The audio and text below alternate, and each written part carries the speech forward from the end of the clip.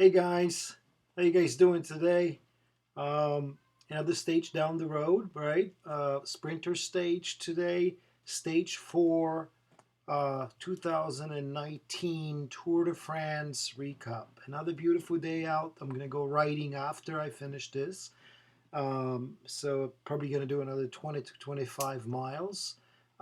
Today, a long day in the saddle for the riders of the Tour de France.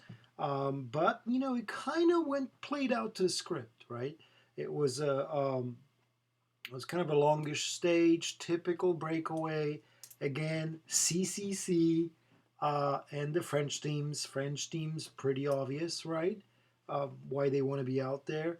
And CCC, of course, is their first year in the big leagues. They've probably one of the longest running teams in the professional peloton, but first time in the Tour de France, no GC contender. So they're out there. They're breakaway guys. They're fast men. So that's why we're expecting probably them to be pretty much out there um, in a breakaway every day. Um, my prediction was Viviani, and I did get it right. So now I am 3 out of 4. I did not get the first stage, but I did get Jumbo. I got Alaphelipes, and I got Viviani. So doing good for the fantasy people. Uh, it was kind of like a scripted stage in a way, right? What we predicted. The early breakaway was on. Couple of Wanty guys and CCC. Guy came out. I think it was Roscoe, right? And yeah, pretty straightforward. There was some issues in the feed zone. There was like a interesting incident in the feed zone where one of the Wanty guys blocked off the CCC guy, and it was like a couple of exchange, like a weird look. But I liked how the Wanty guy kind of handed and shared the drink with the CC guy, kind of to make up for for him blocking him off from his food. I'm sure he got his food back a little bit later on. Um, my question for the stage was whether the fast men that can climb teams were going to go up front on that category 4 climb, where they're going to hit that climb fast and in an attempt to drop off the real pure sprinters. And they did in some way, right? There was one team, Sunweb, that went to the front for Michael Matthews, and they set a strong pace and they strung out the peloton. They caught the last CC guy that was out there on the climb from the remaining breakaway earlier in the day. But my surprising thing were the tactics. Not that I know a lot about the professional tactics, but this is what I can just figure it out. Uh, Number one, CCC, right? Why did you put the guy early in the break? Why not just to use him and join Sunweb? You have a fast man in Greg Van Avermaet. You got another fast man in Patrick Bowen. Why would you not, want to join them? Now, my biggest surprise was that Peter Sagan's Bora did not join. They sent one guy up front. He dropped off about like a 1K afterwards, but they didn't send Daniel Oss. They didn't send anybody else. I think the only way that I can figure it out is that I think they kind of are treating Peter Sagan and maybe stage victories and his green jersey kind of as a second goal because they have Bookman and uh, they have another guy, Coing, uh, going for a GC this year. So, maybe that was the reason why, but I would have welcomed them to put 2, 3 guys to join Sunweb and chase. I would also welcome maybe a couple of Astana guys to join them. But it certainly didn't work out. The Sunweb tried, but it didn't work out. It just wasn't, the pace was not strong enough.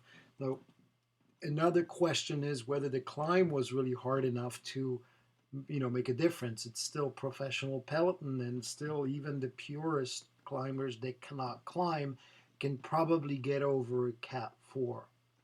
Um, the finish was pretty straightforward. Um, I had a hunch for Viviani. The reason why I had a hunch for Viviani is because I think he was frustrated. He's kind of in his deciding year, right? Going to, contract is up. There's an offer on the table from Confidence, right? They trust him for the first time for the Tour de France. He's never won the Tour before. The Tour stage.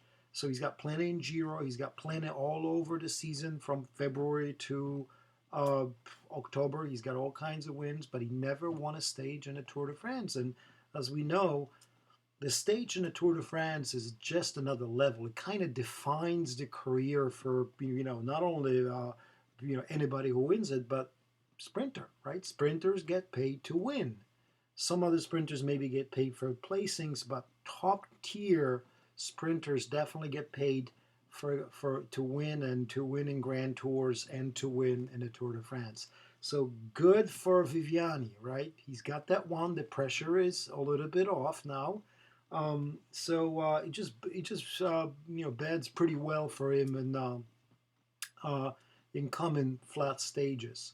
After that point sprint, after I saw what he did in that point sprint, I kind of knew that he was going to have a good day out there. It was pretty fast at the um, at the sprint finish today for the green jersey, for the points jersey.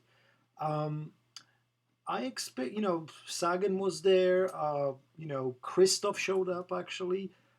Caleb Ewan was there. All the usual suspects were there. Nizola from the guy that replaced, Cavendish was again there. Pretty good job. He's actually proven that, maybe his place was warranted, right? He got fourth on the first stage. He was again competitive. I think he was seventh, maybe, or sixth or eighth today, but he was definitely top 10. Now, there is a little issue within Jumbo with all of that success that they've been having. They have three guys, right? They have Tinius, they have the German Panzerwagen, right? And they have the Van Aert, right? Cannot ever get the get the German guy's name. I'm going to look it up again. What's his last name? Jumbo. Groenewegen. Dylan Groenewegen, right?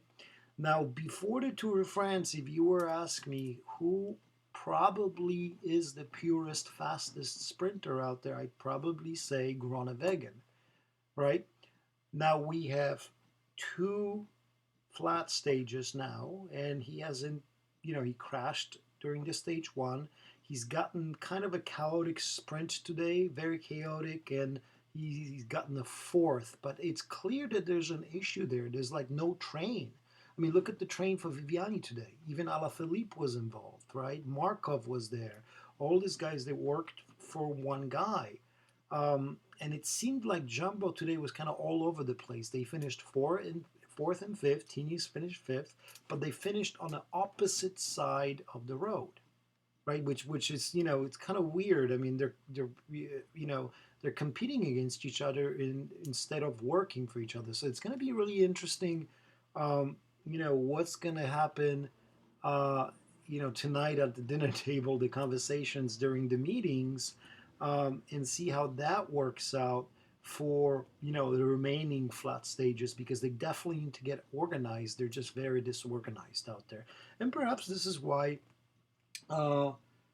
what's his name, Groenewegen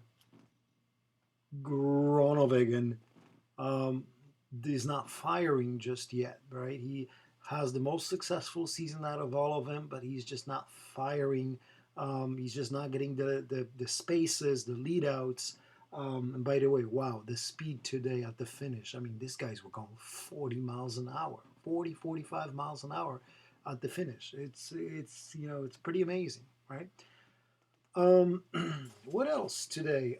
Winners and losers. So definitely the GC guys, all the GC guys got through very safely. and nobody had a really major crash. Obviously, the winner is Alaphelipes and Quick Step, and big time winner is Viviani. Um, I would also give a win to Christoph. He just kind of shows up and gets a second place. Very good, right? He, he's doing well. Who's the loser? I mean, I don't know what's going on with the gorilla. Where's Andrew? Where's Greeple? I haven't seen him. Right, he got 18th, I think, on the first stage, but he's just so far away from. Like, I mean, what I'm amazed at, he's a little bit older, but what I'm amazed at is how this guy's just lose power, right? I don't know what's going on there. So whether he's lost power, he's not in shape, or whatever it is, he's not firing. Um, but definitely the biggest loser today is the Jumbo, right? All of these guys, I mean, all over the road, there's like three guys that are competing against each other.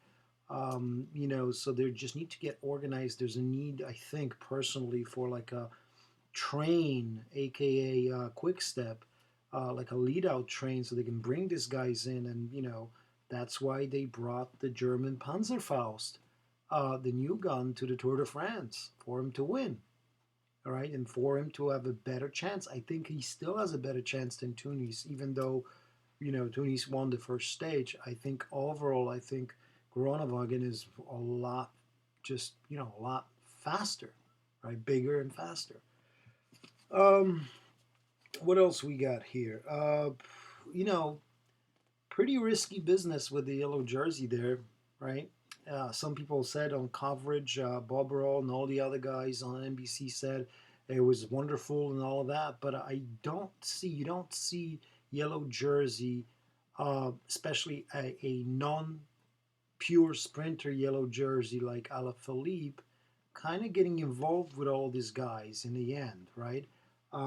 So it was pretty risky for the yellow jersey, especially where he's thinking about going for maybe polka dot again and maybe keeping that jersey for another stage tomorrow until Plateau de Belle, right?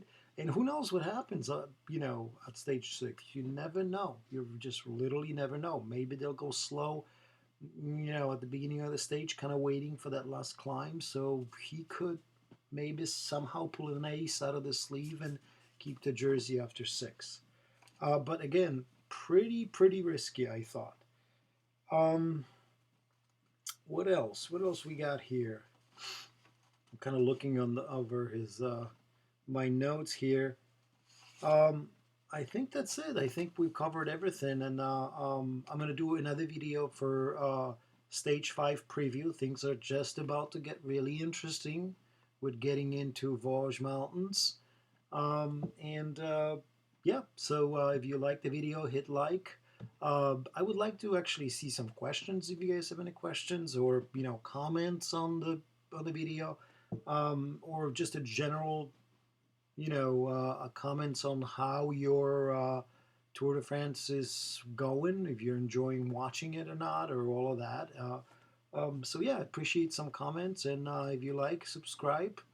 Um, and I'm going to be doing these videos for the remaining of the Tour de France, and then I'm going to decide if I want to do it a little bit more, and if this is going to be the feature of the entire cycling season.